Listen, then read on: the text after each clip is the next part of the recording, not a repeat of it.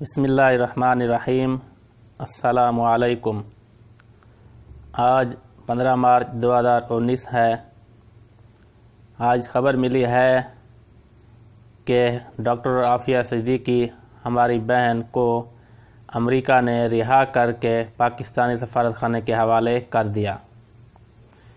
الحمدللہ ثم الحمدللہ، مگر دل کو تسلی تبھی ہوگی جب وہ پاکستان تشریف لائیں گی۔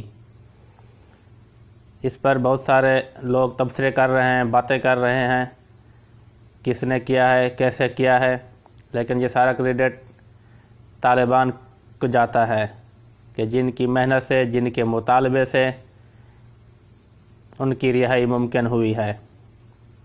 سارا کا سارا کریڈٹ ان کو جاتا ہے۔ ہاں، تھوڑا بہت عمران خان صاحب کو بھی جاتا ہے، کیونکہ انہوں نے بارہا اپنے حکومت بننے سے پہلے اور حکومت کے بعد بھی کہا ہے کہ ہم ڈاکٹر عافیہ صدیقی کو انشاءاللہ پاکستان لائیں گے۔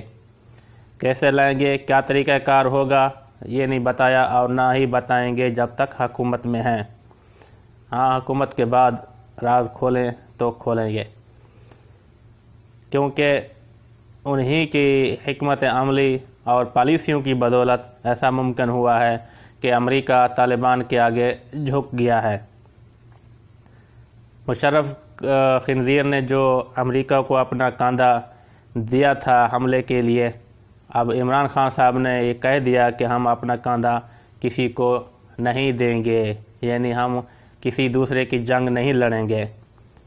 مشرف کمینہ اب یہ سب کچھ دیکھ رہا ہوگا، ڈاکٹر عافیہ صدیقی جس کو اس خبیث نے پکڑ کر دیا تھا اب وہ رہا ہو رہی ہیں، اور مشرف کمینہ کتے کی موت مرے گا اور مر رہا ہے۔ الحمدللہ ثم الحمدللہ۔ ہمیں یہ جان کر بہت خوشی ہو رہی ہے کہ ڈاکٹر عافیہ صدیقی رہا ہو رہی ہیں، اور اس سے بڑھ کر اور یہ خوشی ہوگی کہ جب مشرف کمینہ ذلیل ہو کر مرے گا۔ ہمیں بہت خوشی ہو رہی ہے کہ وہ ذلیل ہو رہا ہے، اور ہمیں بہت خوشی ہوگی جب وہ ذلیل ہو کر اپنے پایہ تکمیل کو، اپنے انجام کو پہنچے گا۔ الحمدللہ ثم الحمدللہ۔ ویڈیو دیکھنے کا شکریہ۔ مزید اچھی ویڈیوز دیکھنے کے لیے آپ ہمارا YouTube channel PK YouTube channel ضرور سبسکرائب کریں۔ اللہ تعالی ہم سب کا حامی و ناصر ہو۔ والسلام۔